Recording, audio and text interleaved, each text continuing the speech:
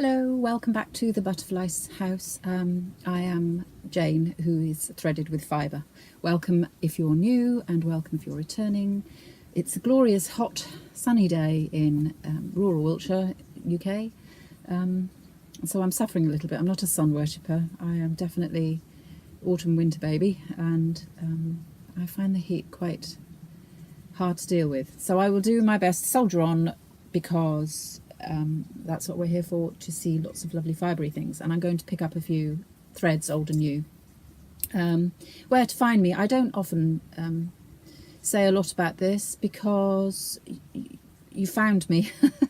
But I am on Instagram most. I have a Facebook page and a Ravelry page and Pinterest, none of which I am very active on. I'm afraid I am very much a classic British reticent person. I don't involve myself in terms of my voice being spoken very much.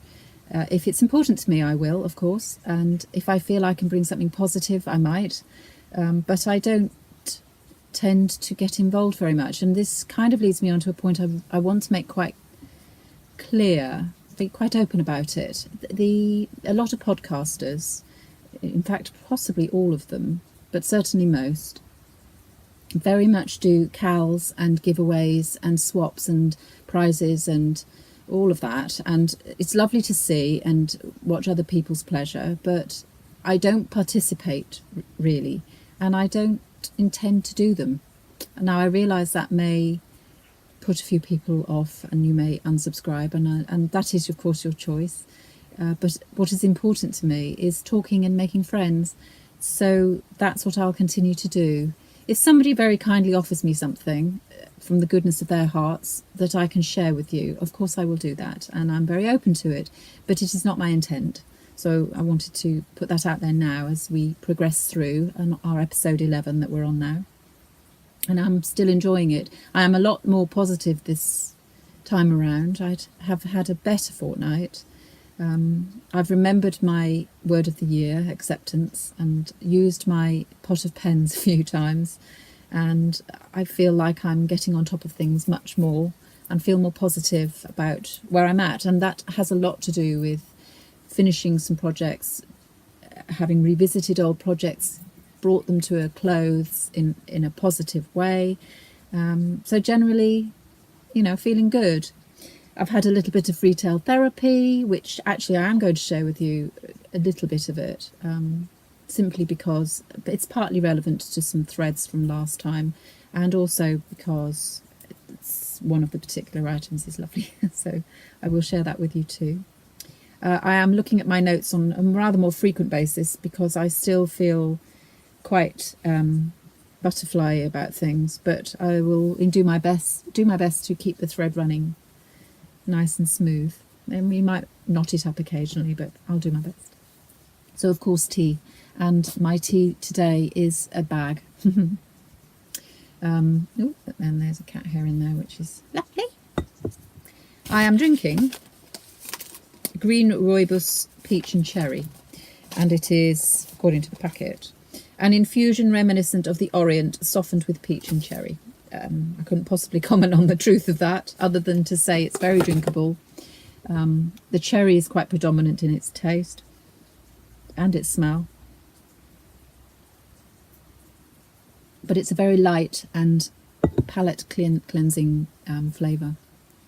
So let us start with our threads, and I will apologise now for the glare on my glasses. I have moved around this space so much, but the doors are wide open because it's very warm, and I'm getting a full glare, and if I tilt my glasses or take them off, I actually have lost total focus. So they're there to stay, I'm afraid, and apologies for it I make. So let us rethread and see what we can find. I have no crochet to speak of. I have not touched the tapestry crochet, which I'm looking at now.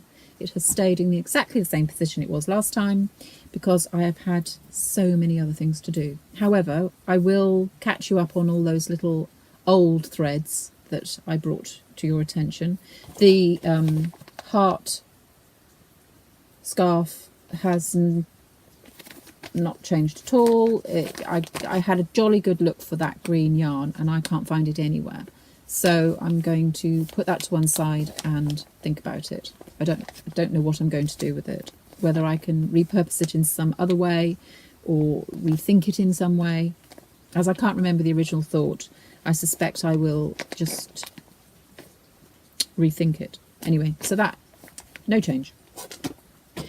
This little guy, the stars, snowflakes, whatever you want to call them, again, no change. You will notice it's minus its ball of yarn, and that's for a very good reason, which we will come to in a minute. However, I have got plenty to put back. The dog bandanas, a little bit of change here. I have completed that brown one, which they look like little old granny's bonnets at the moment. Let me undo it. I have completed that one and given it a nice long thread tie with a little flower end to it. It's quite a rustic yarn, this, and once I've soaked it, it will get much softer, but it will be quite strong for a big and active dog, that one. And then the silk yarn that I had in the bag, I enjoyed this one. It's a pleasure to work with this yarn. I don't know what it is, but it might be a Debbie Bliss, not sure. It's just a scrap that I had, and I just went with the flow and came up with this, again with the ties and the little, I suppose more of a clover leaf, that one, 3-leaved clover leaf. So that's another one, that's nice and soft, so that might be your pampered pooch. So those two got finished. So that was a thread finished. I enjoyed that. And the gloves, the mittens that I showed you, that I inserted in last time, I am almost, but not quite. They are on their ribbed fingers. And this, if you remember, was Stylecraft yarn, just some scraps that I had in a DK weight with alpaca mix. And I'm still very happy with them. They do fit a treat. They take the shape of my hand nicely because they've got a nice large thumb increase, and they're not grippy. If they grip, they make my hands very hot, and hands and feet, if they're too snug and enclosed on anything other than a freezing cold day, I overheat really quickly. But I'm very pleased with the way they've turned out. For interest's sake, the pattern that I completely reworked to make gloves instead of socks, I think I showed it last time, but I'll show it again, is the Solstice Stocking by Rebecca Blair. And I, as you can see, I took the sock top and the panel down the side of the sock, which actually is knitted in your sock upwards. I reversed it. And then I just, fiddled with numbers and made a glove that fit me. So that is almost, bar the screaming, finished. That little bit of ribbing left to do on that. Very pleased with how that's turned out. What else should we talk about? I'll just have a look at my notes. If you remember, I showed you within all of the old bits and pieces that I found. You can hear Willow now because with the door open, they will join in. Willow, just going to sidestep into a different thread for a minute. Willow has been very twitchy, for want of a better word, for the last week or so, since the hot weather has become more settled in. We've had a lot of thunderflies and various other little things hovering in the air, and she finds it very, very almost distressing, but very distracting. And so she'll bark and snap at these little flies. I can see them in my doorway. And so I'm sure you will hear her intermittently throughout the podcast. And I tune it out. I get very used to the sound. And so if it's not too intrusive or it's not interrupting something, I just tend to ignore it. So you will you will hear it without me even noticing that it's going on, is what I'm trying to say. So apologies for that. I think I might call this the I'm Sorry episode. Where was I? Yes, the if you remember, and if I go back to this, there was also in all those little unfinished pieces a shawl that I was so close to finishing and had given up on. And I said it was from a book that my children had bought me about Estonian lace. So I dug in my bookshelves and looked for the book. There it is. And had a good rummage through. And could I find that pattern? No, I couldn't. And then I remembered it wasn't even from this book. I did start. This is actually from my stepchildren, and they bought this about 2 years ago for me. And I immediately started something, just not a permanent intentional pattern, because I didn't actually have the right yarn, but I wanted to see what made Estonian lace Estonian. And of course it's the nubs, isn't it? And so I did just a small sample piece. Now this is not the best yarn to show on a podcast. From my side, looking through the daylight, it's it's stunning, but from your perspective it's not so good. However, it's, I wonder if I put it in front of my face. No, I can see through it, it's so fine, but it's not actually going to show. But what you see are these little nubs. Don't see if the other side is any better. You can just about see them there. And it's a classic Estonian. And so I'd got muddled up in my head and my memories and thought the purple shawl was that shawl. It wasn't. But the book is lovely. It comes with a DVD in the back on Estonian lace and some techniques and things like that. And the patterns, if you're into lace and you are up for a good challenge, they are quite intricate and very rewarding to do. So I would recommend it as a book, but I would only recommend it to those that have had some lace knitting experience. So that was no, you're not in there. And then I realised through my searchings that it actually came from this book, which my children did buy me, Shetland the Lace Knitting, which has a similarity to the Estonian. It has nubs of its own. And the pattern that I picked and found and have now completed was that one. So when I showed it to you, I said it resembled a string vest, and I knew it wouldn't turn out looking like a string vest because I'd seen that picture. However, in the knitting I also remembered why I put it down. It is a lace pattern that you knit both ways, and I have, even now having finished it, I still struggled to memorise the sequence without looking at the chart, and so it became a knit that I had to have the book with me all the time. But I also, it is so instinctive that I knew when I wasn't getting it right. So in the end, it all came out in the wash, didn't it? And here we are. I have put this on my Instagram feed, and as you can see, it is not in any way a string vest. Still has that linen-y crispness to it, which I know will soften as it's washed. And it has a lovely, it's light as a feather, but it has a weight that opens up the lacing as it drops. So if for future washes, you would just peg it straight on that top line. Because of the nature of the fibre, the stretch on the top line, it limits you. And because of that, it means that you can stretch that out and let its own weight pull out its lace. And which it does. My blocking was minimal on it.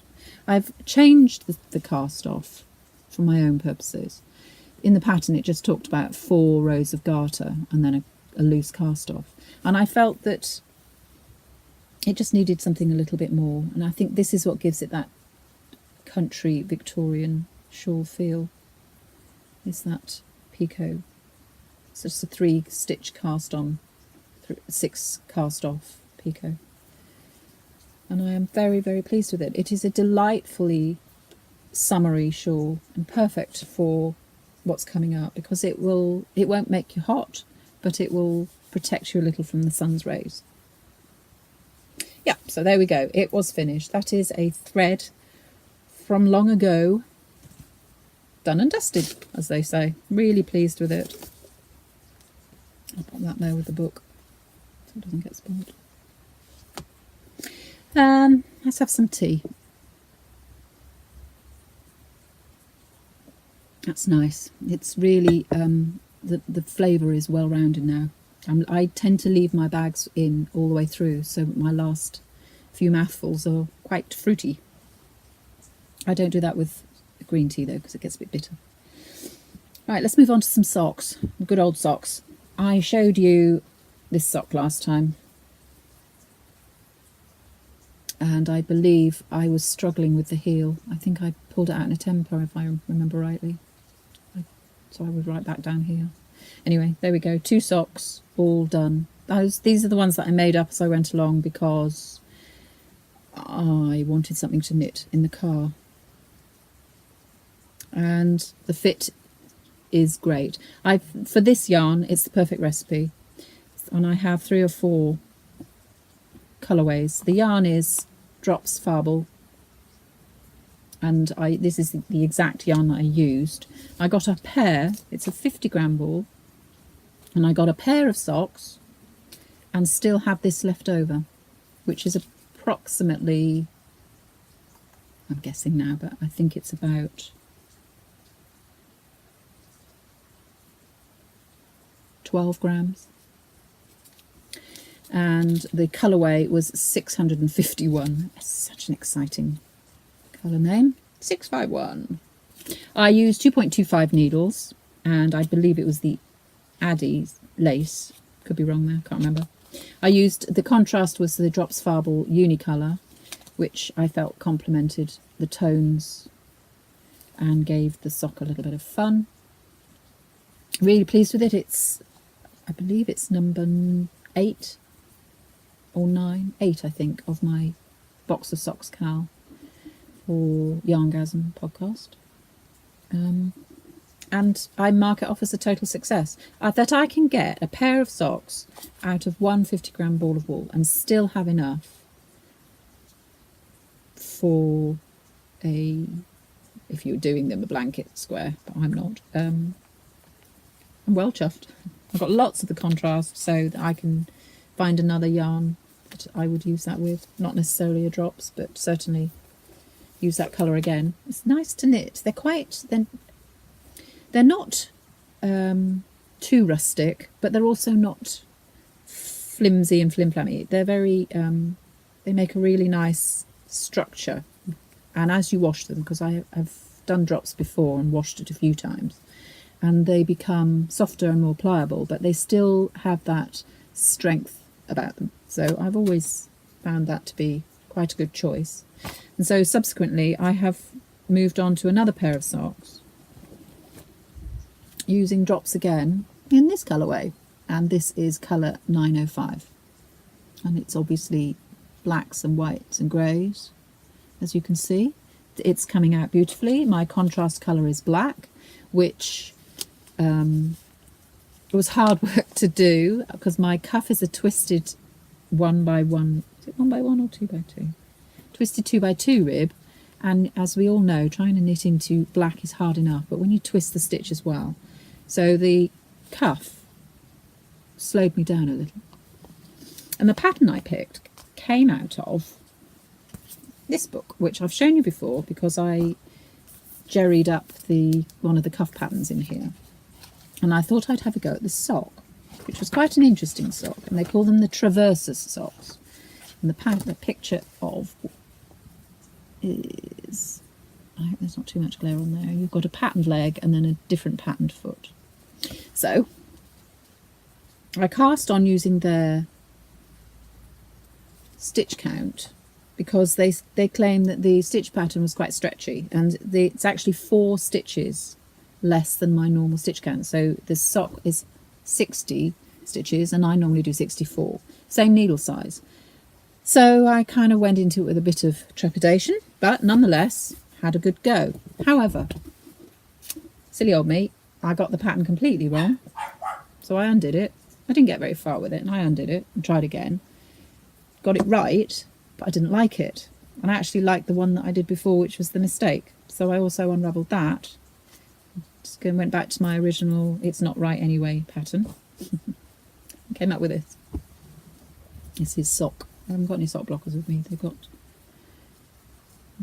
Sorry, it's the dog. They've got Mr. BB's John Arbon socks on because they've shrunk. And so we're trying to stretch them. He can't actually even get them on his foot anymore. Anyway, that's another story. So here we go. I came up with that in the end, which is quite different from the original sock pattern. And I didn't even do the ribbed foot because once I got into it, I thought, actually, I quite like this. And it's very, very stretchy. It is stretchy, so I didn't need the extra stitches. That's without any stitch pattern, that Farble. That nice. I like that. And I think the black is quite sophisticated, she says in her sophisticated voice. And that's the leg. It is a really stretchy foot. If I hold up this one in comparison, which is that basket weave stitch, you can see, I'm going to put it in front because what you will probably see is you can't see the brown one for the stretch. And I'm stretching them both as much as I can. Can't even do it the other way around. It's there, but it's actually stretches even more. So that's what I came up with. Complete serendipity. Love the sock. Love the pattern. Second sock on its way. There we go. I bet I put this one down due to shawl commitments. And I'm using the Addy lace again. 2.25. No, I'm not. Oh, no, I'm not. I'm using my Chiaogus on this, which I do quite like. My only complaint with Chiaogu is the screw-in on the needle to cable is quite difficult to achieve a safe and tight fit. You have to use this rubbery thing and a little pin. And the rubber thing, I can't work out which side to use. It's not a very good one, so I go back to my higher little rubber pad and the pin, obviously, for this. This is a new kit. I think I've got a set here. I've had this a little while. And it's tiny, tiny sizes. Look at these. It goes down to 1.5, which I was doing my little brooches on, but this is a 1.75. So you can see how fine it is. And the set comes from 1.5 through to 2.5, and then the 3 sizes in between. And as you can see, I'm using the 2.25, and the 1.5 is still over in my work for the brooches. And the kit comes with this needle gauge. I'm trying to ignore the dog. Some cables, and then in your little box, Xiaogu for every project, every time, it says. This is the little rubbery thing that I can't get to grips with. I don't know whether the shiny side's meant to hold the needle or the written side. Either way, it doesn't seem to work very well. So it's a sweet little thing, and it sits in the tin, but... And interestingly, the keys for putting through the hole, the little T-pins, which I find quite fascinating. And you also get some cable connectors so that you can get a very long cable and little ends to stop your knitting falling off. So that all came in a little set, and I bought that on the... When did I buy that? I bought that on the local yarn shop day. That was it, in Bath, from a yarn story. I never talked about it because I didn't see any point, but now I am, so there you go. And yeah, so there we go. That sock is coming along a treat. I'm very happy with the mistakes because I've actually got a nice pair of socks that I prefer over the original pattern. I might one day have a go and persevere with what that pattern might look like, but not anytime soon. So that's my sock story, all threaded up and done. Really pleased. A little bit more tea, I think.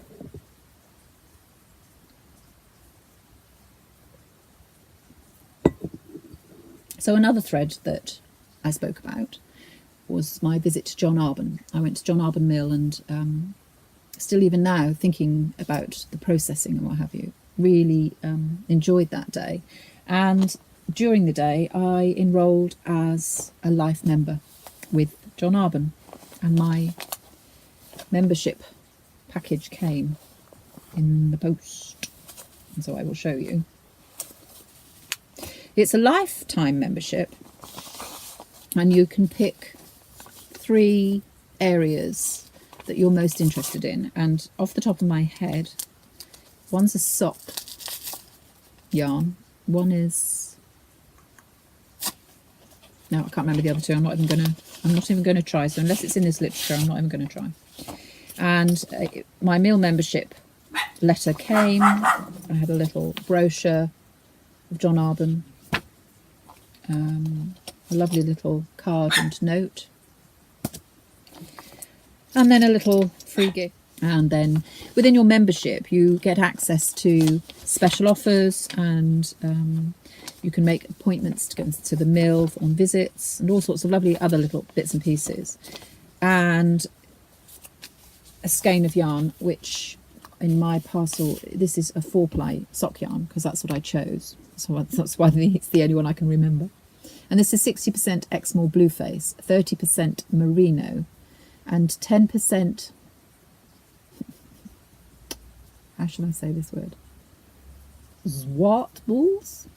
I have no idea. You sheepy people in the know, there you go. Do tell me how you say that. Phonetically write it, then I'll know what to say next time. 335 metres per 100 grams. It's quite a rustic yarn. I don't know whether it will soften or how it will soften. I'm sure it will. If you remember, I showed you a few yarns that I purchased. This isn't one of them, so this is something completely different for me. I don't know what I'll do with it. It's too rough for me to have on my face. Possibly I could wear gloves. Probably it will be gifted. And then there's also a little sample of this one, which actually is gorgeous, and I would definitely consider purchasing. And this is a KBN Mini. I have no idea what that means. I'll have to look that up. It doesn't actually say what the yarn is. I suspect it's merino and alpaca. Could have some silk in it, but this is soft. And so as soon as it came, I was on their website, wasn't I? Because it talked about access to special offers and web purchases that only come through members and what have you. And needless to say, I found something that I loved. And it's an alpaca mohair. It's 70% alpaca, 30% mohair, a light 3-ply. And these are 100-gram skeins, and they give me 500 metres. And so I bought enough for a sweater or a cardigan. And I have been searching the patterns, choices, haven't come up with anything absolutely spot on. What I may do is dye it. I didn't buy it particularly because it's cream, although I don't have this colour in my collection at all. Certainly not in a sweater's weight. I may dye it though. And I may do it before I knit, or I may do it after I knit and therefore dye the garment. I have no idea. Or I may not dye it at all. I suspect what I will do is I will knit what I love and then dye it, if at all. I think that's my choice. But it was such a good price. I paid, this may not mean much to many people in America, and I'm afraid you'll have to convert yourself. I suspect that's not difficult to do. I paid £8 per skein for this. So 8/16, that's 32. Oh, dang, maths. What's the matter with you? £32 for a cardigan. I think that's pretty good, don't you? And very pleased to show you that. So that would be, if you like, a purchase, but more about closing that thread on John Arbon. But also a purchase I do want to show you, which I alluded to right at the beginning. And I have had this yarn before, and I believe I used it in Mina Phillips' Highland, no, not Highland Peaks, Across the Pond. And so I am, of course, talking about Zazu yarns, which is this one. and I have yet to find a yarn that fits all the bills for me, and that's the feel, the texture while you knit, the results you get after you knit, the way the colour plays in the pattern, and the coordinating colours that she does. Not so much coordinating with her other yarns, which they can and do, but coordinating the palettes of other dyers. It's a high twist, I would suggest. And I bought, it's 70% merino, 25% nylon. And I bought 4 colourways. Excuse me, I'm going to clear my throat. But I do like what she says at the end on her ticket. This yarn likes cuddling. Please take good care of it. Which, of course, I cuddle on a regular basis. And so I purchased 4. There we go. This one, which I picked up first, is called Magic Dust, and is a lovely shades of purple grape. Hello, Willow. You come to join me, have you? Not really any grey in there. It's lots of shades of purple and lilac, grape, bit of grape in there. And then the next one that I chose was Seashell, which you will absolutely see the reasoning of when you see it. Very much like an abalone. Same fibres, 70%. It's not written on this one. That's interesting. I haven't read it well. 75% merino, yeah. And we've got a little bit of sea green, very muted, shades of beige, cream. Willow, no thank you. Good girl. And then I picked this one, which is called Roberto Gelato. And she explained about that being an ice cream connection. I can't remember now.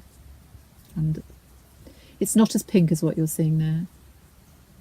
It doesn't go well with, in fact, what you're seeing and what I'm seeing, although different, both work.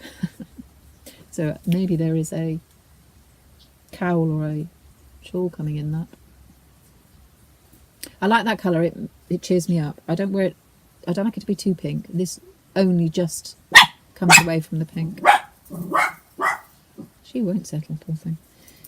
And the last one I picked, which is one I know she does a lot of, it's Roses and Wine. And indeed, I believe she's doing a Caroline. I keep saying she, I apologise. Caroline, who lives in the Netherlands, in Utrecht.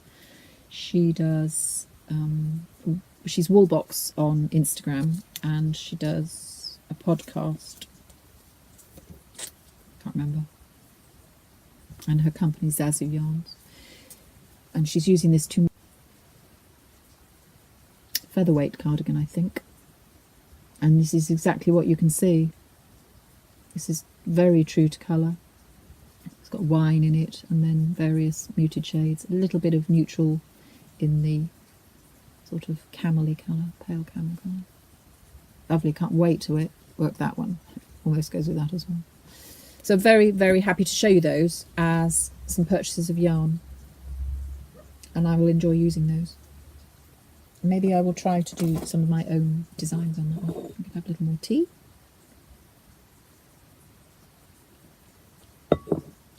So we'll have a catch up on the lefty. I have done some of it. I haven't finished it, of course, but it is starting to give me a good feel of how it's going to turn out. I'm enjoying it still. Now that I have memorised this one and have no need of the pattern whatsoever, even though it's still in the bag, for those that want to see what the lefty looks like. I am starting to think that actually I would have had enough of my original coloured handspun. If you remember, I wanted to use this because I felt it would give me the autumn leaves colour that I totally had in my head, but I feared the quantity, and it's going a long way, and so I have a strong suspicion that I would have had enough just using this colour, but just in case, because I didn't want to risk running out and then having to have a bunch on the end. I am alternating it with another handspun, which is more of a cranberry and red colour. Interestingly, that one's a slightly heavier weight. It doesn't matter. All leaves are different in nature. But there's a little part of me that wishes I'd just risked it and done that. However, it doesn't matter. The body of the colour is a John Arbon, and this is a an alpaca and merino mix. And this is the cloudy wool that I love so much. I suspect I may have to move on to the second skein. It's starting to feel a little thin. We'll see. I'm knitting on Knit Pro Circular. I don't know why that's in there. No, I'm not knitting on this. I think I started on that and dumped it because I bent the needle. And I've moved on to Addies. I'm doing an Addie. And what are we getting? We are getting... Get it the right way around so you're not looking at the back, even though I quite like the back. I'm getting this. It's come a long way since you last saw it. There's a lovely bit of weight to it. It's going to make a great autumn wrap. I'm inclined to think of it more as an over the coat or jacket wrap as opposed to filling in a neck, simply because I wouldn't want to lose the effect of the leaves. Now I half thought, when I got to this point, roughly here, about 3 leaves back, I held it around my neck, and what I ended up with was a very intriguing little neckerchief, which I felt that actually, with a button fixing, you didn't have all of that, you see, would have made a really nice, close-fitting, almost collar, which you might want to wear under your coat and then leave on. If you open up your coat, I have to take your coat off just to provide a little bit of neck warm. So you don't have all of the trailing bits and pieces. Now, I may still have a go at that with different yarn, because I think that makes quite a nice little effect. It's almost, you could almost do a party feel with it and change completely the feel of it by using monochrome maybe, or glitter yarns or something like that. I'm going to have to untangle myself from it. There we go. However, I'm decided to carry on regardless, and this one will definitely be exactly what the pattern calls for, which is as large a shawl as you care to go.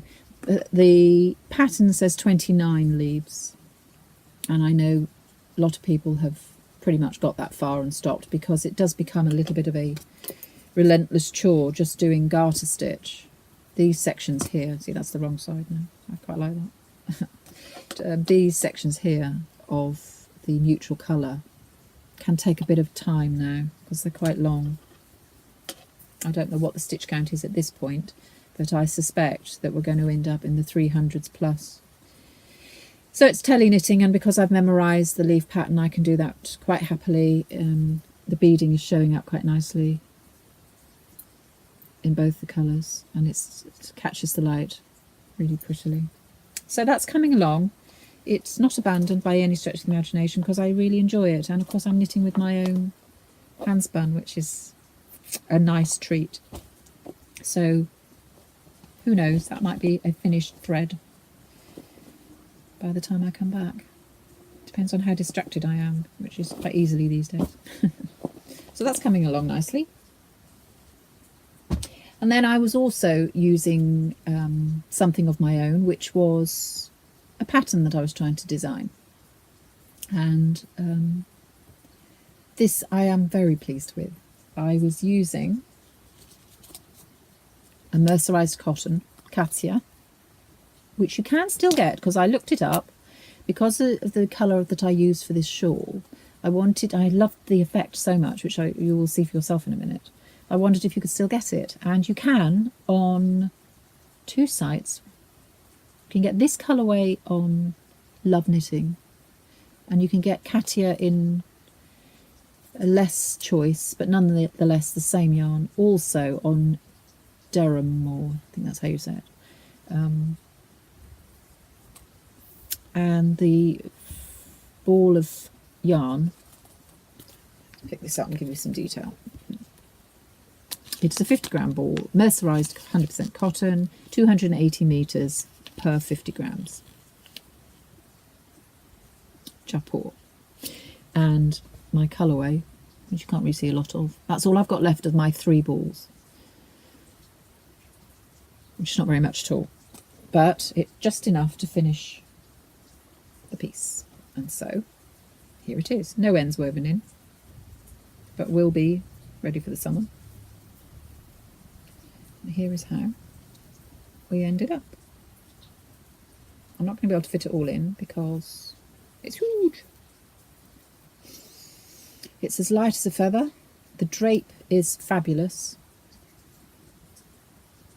The corner that I feared I might have to do 2 or 3 times came out perfectly. Typically it's right with a colour change on it. And turn it around the other way. There we are.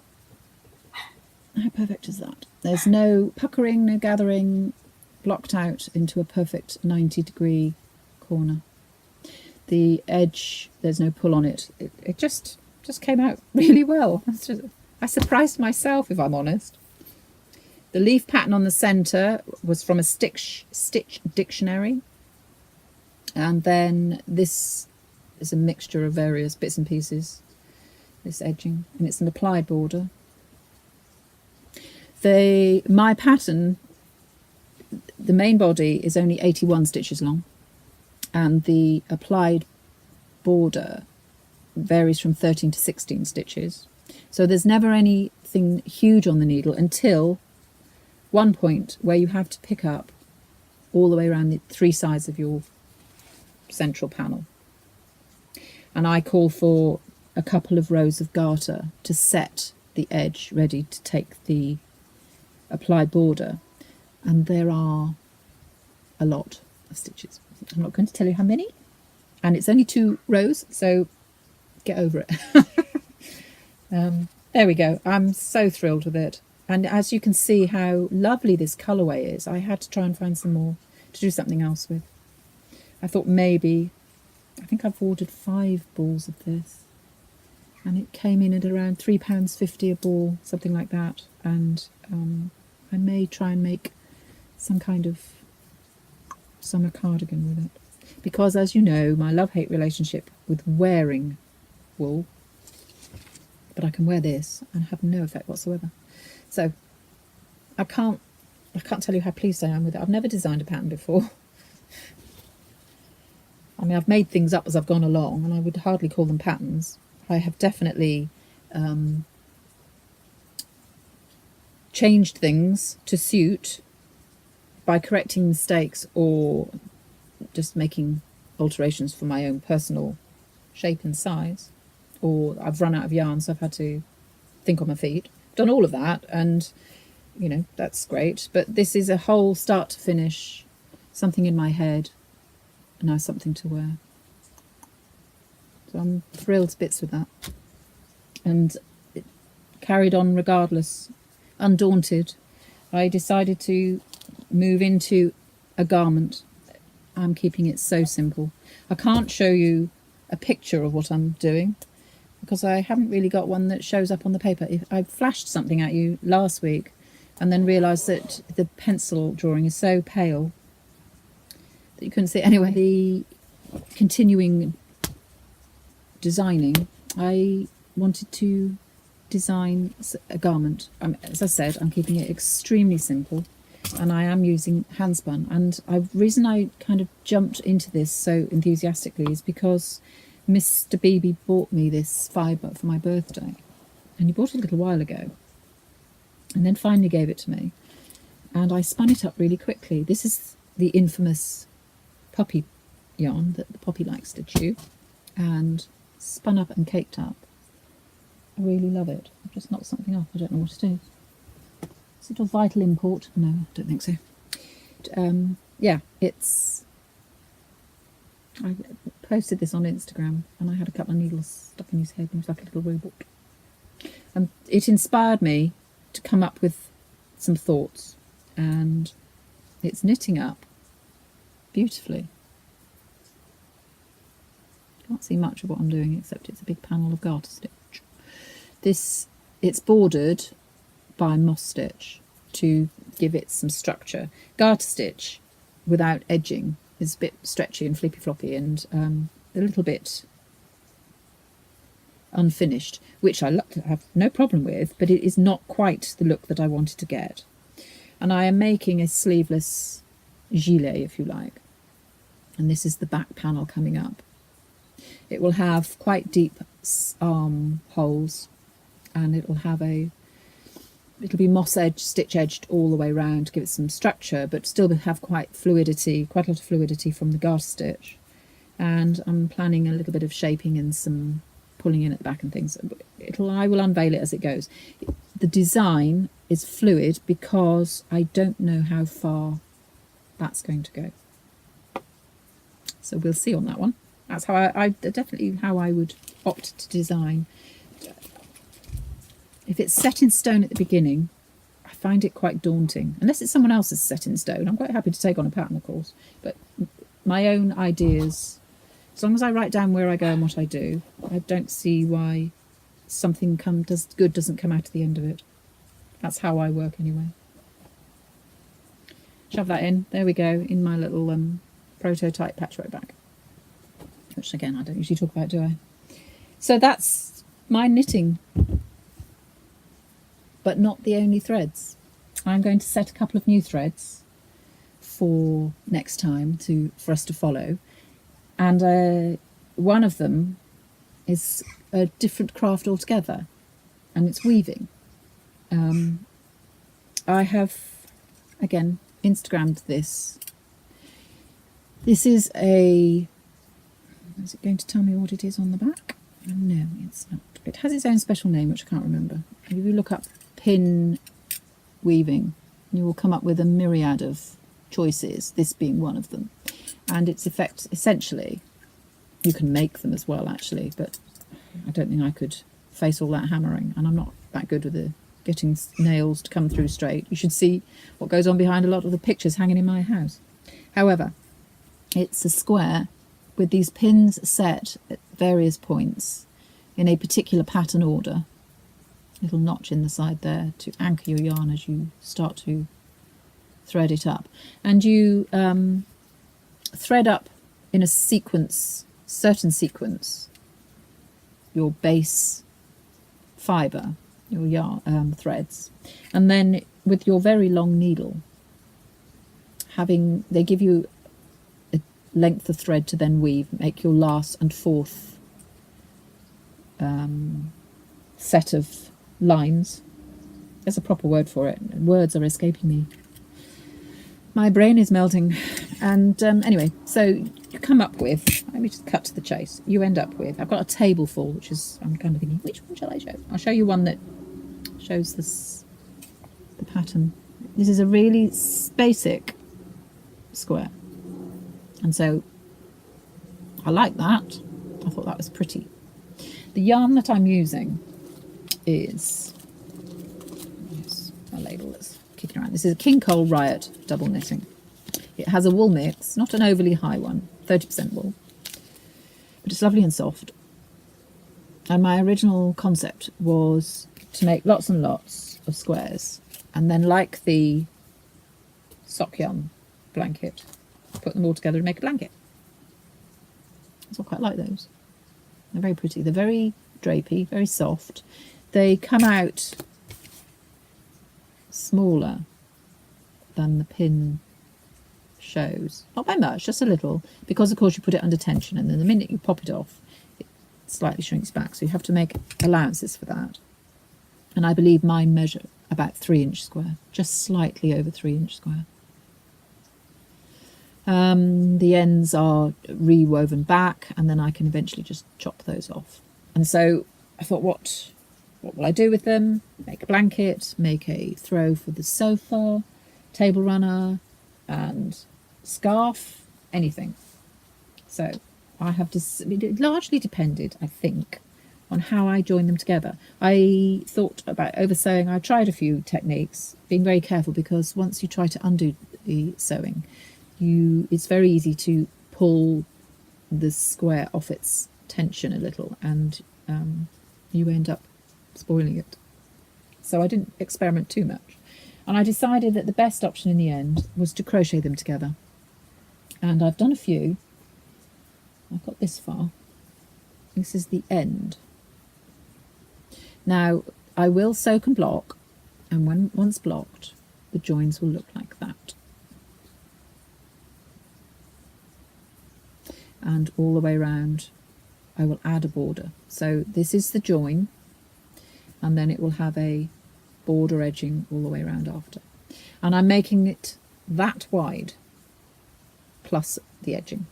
So we're looking at easily a winter's wrap, or you could fold it in half and wear it as a scarf. Because of the nature of the yarn, it's quite soft and it's not itchy at all. And so there we go. The edges, if you can see, are slightly different. They have a diamond pattern woven into them. It's a very simple diamond pattern. That's a plain one, the same colour. There's a plain one, and there's the diamond. I hope that's showing. You can probably see it better there, or even there. And so the diamond ones run all the way around the edge, and the central panel is the plain woven ones. It measures 3, 6, 9, 12. It'll finish up about 16 inches deep. Possibly a bit more, but roughly that. I'm quite pleased with it. It's going to be very loose and drapey, and although it may look quite robust, it's actually quite fine and quite loose, and once it's blocked out and all of these joins show their laciness, it's a bit gone there, it'll look much lighter, and you can see how well that's going to turn out.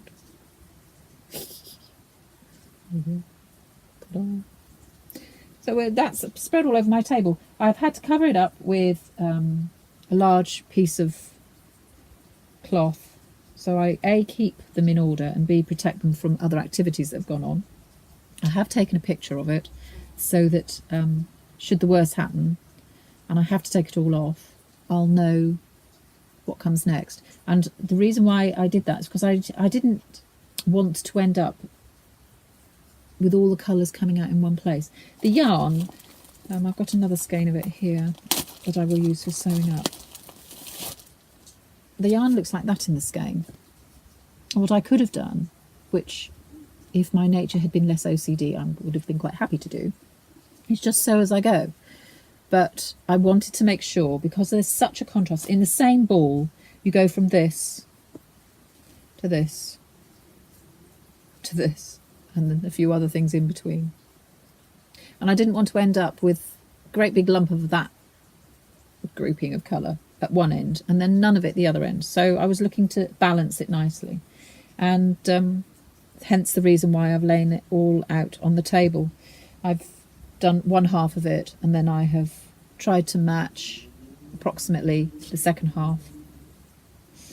Yeah, we'll see. So that's king coal. You get 100 grams and 294 metres, because of course it's DK. It's a fun project to do. The weaving was so quick, just whipped through it, no problem at all. Now, the second thread I'm going to try to bring through is Helen Stewart's Shawl Society. I'm quite sure a lot of you will be a member of it. I joined up almost immediately, partly because I like doing shawls, but also I do like how Helen presents her patterns. They're not always challenging in terms of the choice of stitch. So they're excellent patterns for someone with less confidence in shawl making, or new to shawl making, or who want to progress their learning through. And so the first pattern she came up with, which is called Talisman, I think is a really perfect way of getting into or improving on your knitting. of shawls. I have a picture, but it's black and white. I will show you nonetheless.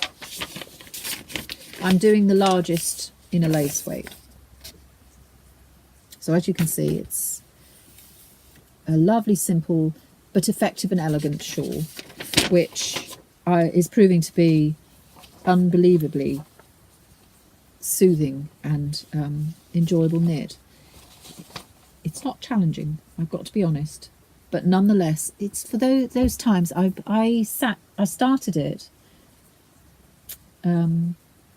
quite late in the afternoon yesterday. The pattern came out at 12, and I thought, no, I've got to finish a few things. So I cracked on with that mitten, and as you saw, I was almost there, and then I had to stop to feed the dogs. I think I had to stop for something, and when I came and sat back down, I just didn't want to pick up the mitten again. I thought, I'm going to start that Helen Stewart design, and I've already done. I'm almost at 10%. That's how smooth and rhythmic it is. I picked again Katia Japur in a sort of a selection of sea colours, in my opinion. I think it looks like the Mediterranean Sea. It's so fluid. What I'm going to have out of it is a perfect summer wrap, and here is how we're getting on. It's so pretty. It's a very subtle pattern which is showing up. It's better to see it in real life, if I'm truthful. It's got nothing to do with the yarn. It's such a simple pattern. The increasing on the edging is interesting. I'm not going to talk about it in much detail, because you need to see it. But there's just a tiny little variation, a little bit like Kieran Foley does, a little twist on something, which you don't see the purpose of until the whole is done. And Helen has put just a little bit of something different in this edging, which, when I look at in real life, just gives another tiny design element. So the designing in is subtle, but the work involved to achieve it is totally doable. And the little star stitch that we have going on here in the pattern is very, very pretty. And so what the effect I'm hoping for is that the star stitch sits in its own colour grouping. If there's a few crossovers, that will be interesting. And my plan is to bead somewhere in the edging at the bottom. It's a picot edging, I believe. So that's a new thread that I've started that we can follow together. I suspect, as it's such an easy knit, that will be more than finished within the month. The Society offers 6 patterns, and there are 6 cals that you can choose to do or not, whichever. And you have a month to do each one, so it's a 6-month thing, commitment, if you like. And I have every intention of trying to do all 6, and I am positive, barring accidents, that I will finish this one in time. So we shall see. So that's a new thread to follow. I will show a bit of sewing, simply because I want to. I've again Instagrammed this as a picture. I'm continuing the project bag journey. I'm sticking with the design now. It's almost exactly as I want it. Now it's more a case of finding fabrics that inspire me and letting them do their little dance. And this time I picked, I think I've mentioned before that I repurpose on occasion, and I was going to pick the fabric that used to be a dress of my mother's. Now I think it goes back to the 1990s, but it could be a little bit later. I'm not really sure. And I was on my way to digging through the shelves to find it, and came across something else. And what I found actually was a cushion cover that was brand new, that I'd bought in IKEA. And it's a linen and cotton cover that I had every intention of colouring in with fabric dyes to coordinate with my daughter's bedroom. She likes zebras, and her room is very much black and white. And this cushion cover is black and white, and I thought I would just give a pop of colour. However, that didn't come to fruition because I've now made it into a project bag. And this is what I came up with. So the whole bag uses one side of the cushion cover. The other side was a much more simple version of itself, and I've used a part of that in the strap. It was the back was basically a series of lines of varying widths and depths, and the front was this rather snazzy pop art pattern, monochrome, perfect for colouring. So I have done some very grown-up colouring and embroidered into it. I'll bring it a little closer. This is an attached applied organza ribbon, which I have then overstitched in its attachment by following the black and white underneath, because you could see it through it. I've picked out and highlighted points which anchor the ribbon, and they are simply stitched over the top of the pattern underneath in varying styles of stitching. There's chain stitch, satin stitch, there's a French knot or two, a little bit of chain stitching there, and so I felt that that just gave the bag some grounding. And a little cat brooch sits on the button. And then I've applied seed beads, some French knots and beading here. This is couching, which is where you lay your long lengths of thread down and then tiny stitches over the top. So I have couched some panels here. This one's couched, but I've added beads into it. I don't know if that's going to pick up. So I've sewn some beads into it too. I've got some satin stitch here, a little bit more couching here. I've got strung seed beads which have then been overstitched. I've got some bullion stitch here. It's got a long bullion stitch there, and then there's some smaller ones. And then my cabochon, which is a beautiful repurposed red bead from a necklace that I found. I just thought the colour was so rich and vibrant, so I have anchored it with a series of seed beads. It doesn't go anywhere. Its only anchor point was the centre bead, which is obviously not enough, so I have then cabochon around. Excuse me. The back I've left very simple, unadorned, apart from I've appliqued an apple on the back to reflect the lining, which is apples. The popper opening that I have is black poppers, that's sophisticated. And then the lining is your pop of fun and colour, anchored at the base to stop it from moving around. It sits nicely as a yarn bowl, really fun and vibrant. I have the integral needle pocket to put your circular needle down in, and this one also has an attached notions pouch. On this occasion I used the back of the original cushion cover, and I had just enough to line it in the apple fabric, and the organza ribbon that's in the base of the bag makes the pull tie.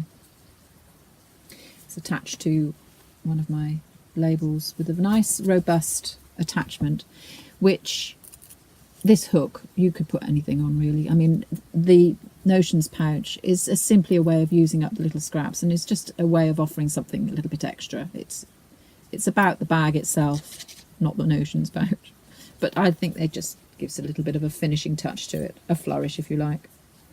And I love the way this has turned out. I used the same interfacing as I did for the green and purple one that I made previously. So it's lovely and squishy and soft, and when you use it there's no risk of disturbing the nature of the lining, unlike the patchwork bag where it's not wearing well. So I'm really pleased that I opted out of that for this style of bag. I'm sure that interfacing has a purpose somewhere, but not for that bag, not for this particular style. So there we go. Really pleased with it. It's come out a treat. So that will be another one that will go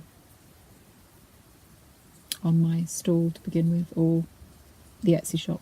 I'm not planning to put the project bags on the stall immediately because I want to make them into a kit with some yarn, and I think the whole package will make some nice gifts for autumn and Christmas purchasing. So I'm building up a few project bags to give a nice little story when I put them on the stall. And so that brings us really towards the end of this fortnight's podcast. I, as you know, always finish with a did you know? And I was in a quandary actually as to what to pick this time. I enjoyed doing the little chats on the history of things like the thimble and knitting during the war and things like that. And I also remembered that I read a poem, and so I dug into that idea a little and thought I'd look for a new poem.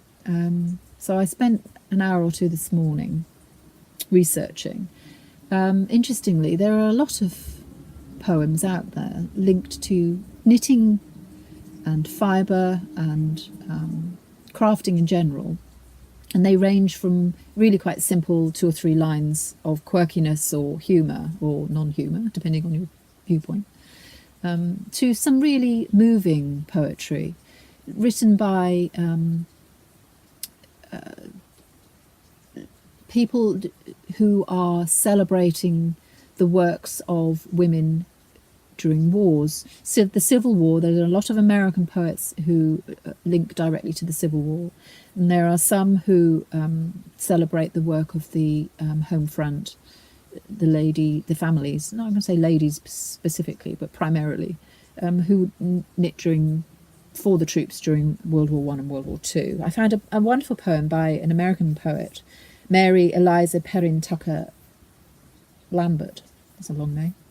She was an American poet who wrote poetry primarily to support black women, but also celebrating life as it was in those times. And she wrote she was born in 1838 and died in 1938, and she wrote in the earlier part of her life.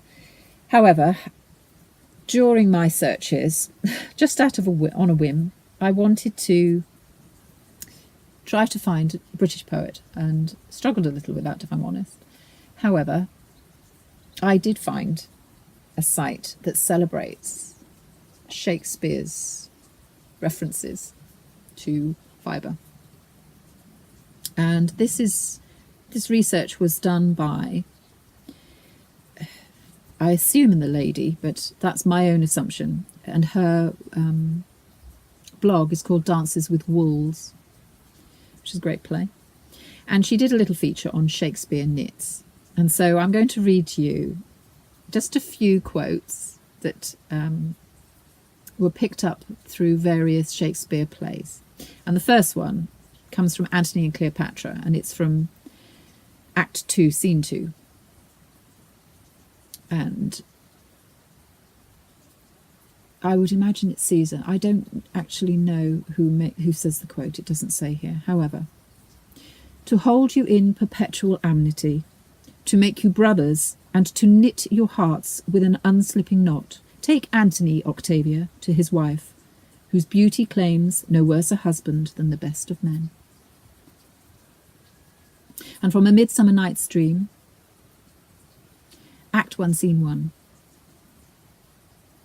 Spoken by Hermia. My good Lysander, I swear to thee by Cupid's strongest bow, by his best arrow with the golden head, by the simplicity of Venus' doves, by that which knitteth souls and prospers loves, and by that fire which burned the Carthage queen. From the same play, Act 2, Scene 2. O take the sense, sweet, of my innocence. Love takes the meaning in love's conference. I mean that my heart unto yours is knit, so that but one heart we can make of it. From The Tempest, Act 3, Scene 3. My high charms work, and these mine enemies are all knit up in their distractions. They now are in my power. And possibly the most famous of all, Macbeth, Scene 2, Act 2, Scene 2. Methought I heard a voice cry, sleep no more. Macbeth does murder sleep, the innocent sleep. Sleep that knits up the ravelled sleeve of care. The death of each day's life, sore labour's bath, balm of hurt minds, great nature's second curse. How many people realise that sleeve, as the word was spelled in Shakespeare's work, means not part of a shirt, but a knot or twist of silk fibre? So all that research and finding was done by someone else, but I just thought it was interesting and intriguing how we all can be largely unaware of the threads throughout history, throughout art and literature that pull and interest us in both our working lives and our personal lives. And my work life is my personal life, and I live and breathe my fibre for many reasons. But for all reasons aside, it brings me a lot of pleasure. And so I come back full circle to where I started my podcast today, and that I share through this podcast the passion and the love of fibre for its own sake, and hope that we all can get some kind of joy and share some kind of positive experience from it. And because I feel that my darker time is receding and my positive thoughts and feelings about life in general are coming to the fore, that for our future gatherings and sharing of fibre will be positive and happy, and that we share many, many more. So until next time, and I hope your fortnight brings you what you want, if not what you need. Much love, and see you soon.